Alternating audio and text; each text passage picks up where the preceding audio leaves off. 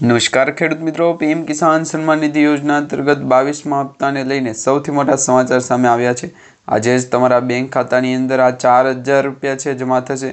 સરકારે જે તારીખ જાહેર કરી હતી એ પ્રકારે હપ્તો પણ જાહેર કરવામાં આવી રહ્યો છે। પીએમ કિસાન સન્માન નિધિ યોજના અંતર્ગત અત્યાર સુધીમાં કુલ 21 હપ્તા ખેડૂતોના ખાતાની અંદર જમા થયા છે અને હવે પછીનું વર્ષ 2026નો પ્રથમ હપ્તો અને 22મો જે છે એ હપ્તો પીએમ કિસાન યોજનાનો કુલ મળીને 22 હપ્તા છે જાહેર થયા છે અને આ વર્ષનો પ્રથમ હપ્તો જાહેર થયો છે।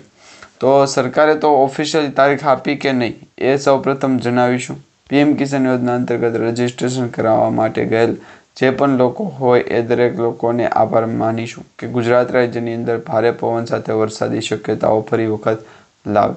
ગુજરાત રાજ્યની અંદર જે અસર છે માવઠાને લઈને સૌથી મોટી અસર કે માવઠું થાય અને ગુજરાતના ખેડૂતોને માવઠાનો માર વ્યસન મુક્ત જેવો આધારિત હોય છે। જો પીએમ કિસાન યોજનાનો રજીસ્ટ્રેશન કરાવેલો અધૂરો માર્ગ જે છે એ માર્ગ પણ સક્સેસ જાય એવું લાગતું નથી, કારણ કે ઘણી વખત ગુજરાત રાજ્યની અંદર ખેડૂતો છે એ અસર પતાવી દે છે પરબના વરસાદી। તો આ પ્રકારે પણ ગુજરાત રાજ્યની અંદર વિવિધ પ્રકારના છે એ મોસ્ટ ઓફલી જે નિયમો છે એ કાયદા કાનૂની રીતે કામ કરે છે।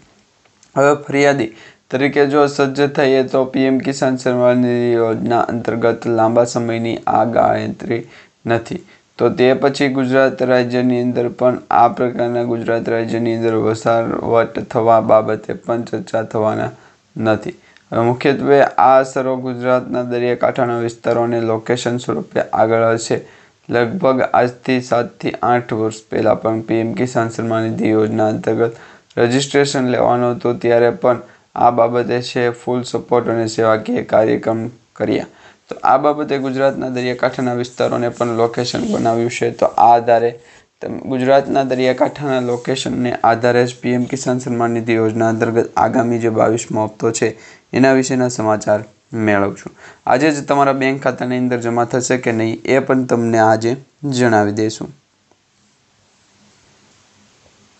હવે મિત્રો, તમને દરેક આગાહી અને દરેક માહિતી જણાવી તે પ્રમાણે પીએમ કિસાન સન્માન નિધિ યોજના અંતર્ગતની જે સૌથી મોટી અપડેટ છે કે આ યોજનાના 22 હપ્તા વિશે કવર કરવામાં આવેલ યોગ્ય પોઈન્ટ। હપ્તાની રકમ છે કેટલી હોય છે, તો દર વખતે હપ્તાની રકમ ફિક્સ હોય છે।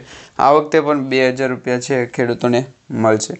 હપ્તો જમા થવા માટે સરકાર દ્વારા ઓફિશિયલી તારીખ જાહેર કરવામાં આવે, પરંતુ હજી સુધી ઓફિશિયલી તારીખ જાહેર કરી નથી, એટલે કે સરકાર તરફથી હજી સુધી છે એ પરવાનગી કે પછી દરેક અલગ બાબત છે। એમ અત્યારે ગુજરાત રાજ્યની અંદર આ બાબતે છે એ વચ્ચા ન ગાણવી।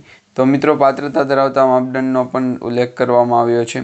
હવે જો તમે જમીન ધરાવતા ખેડૂત છો, આધાર કાર્ડ લિંક છે જમીન સાથે, બેંક ખાતું અને કેવાયસી પ્રોસેસ પૂર્ણ કરાવેલું છે તો તમને હપ્તો છે મળવાપાત્ર રહેશે। નહીંતર અમુક ખેડૂતો છે કે તેમને સરકારી ડોક્યુમેન્ટની અંદર એકાદ બે વસ્તુ ઘટતી હોય તો એ ઘટતી હોય એ ડોક્યુમેન્ટ ફરી વખત પાછા ક્યાં લેવા જવા, અને આ સાથે ગુજરાતના દરેક કાશ્મીર સુધીના જે વિસ્તારોની અંદર લોકેશન જેટલા પણ છે દરેકની અપડેટ તમને જણાવી દઉં છું।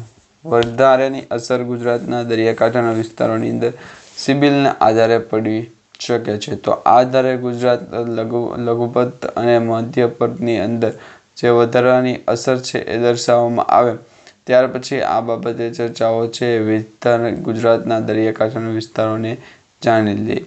તો આ બાબતે ચર્ચાઓ નહીં થાય, પરંતુ ગુજરાત રાજ્યની અંદર વિવિધ પ્રકારની અસર છે એ દર્શાવવામાં આવતી હોય છે। આ જ પ્રકારે પીએમ કિસાન સન્માન નિધિ યોજના અંતર્ગત લગભગ 2000 રૂપિયાના 22મા હપ્તા માટે કેવાયસી આધાર લિંકિંગ છે એ ફરજિયાત કરવું પડશે, અને હપ્તો મેળવવા માટે પણ કેવાયસી છે એ પૂર્ણ કરવું પડશે, જેને CKYC આપણે કહીશું। હવે હપ્તાની સ્થિતિ છે તમે કઈ રીતના તપાસ કરી શકો, તો એના માટે મિત્રો આપણે વિડીયોને લગભગ પહેલા વિડીયોની અંદર પણ આના પહેલાંના જે માહિતી મેળવી એની વિડીયોની અંદર પણ અપડેટ છે આપણે જાણ્યું હતું કે ગુજરાત રાજ્યની અંદર ક્યારે અને કેવી રીતના એપી ફીસ બને છે। વિવિધ પ્રકારની અસર છે એ ગુજરાત રાજ્યની અંદર વિવિધ પ્રકારની અસરના કારણે જ મહત્વપૂર્ણ ગણ્યું છે।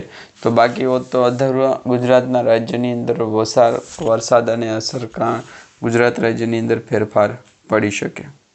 તો આ પ્રકારે છે એ સૌથી મોટા અપડેટ મળી રહ્યા છે। હવે હપ્તો ન મળવા પાછળનું કારણ શું એ તમને જ્યારે સરકાર તરફથી હપ્તો જાહેર કરવામાં આવશે ત્યારે જણાવવામાં આવશે।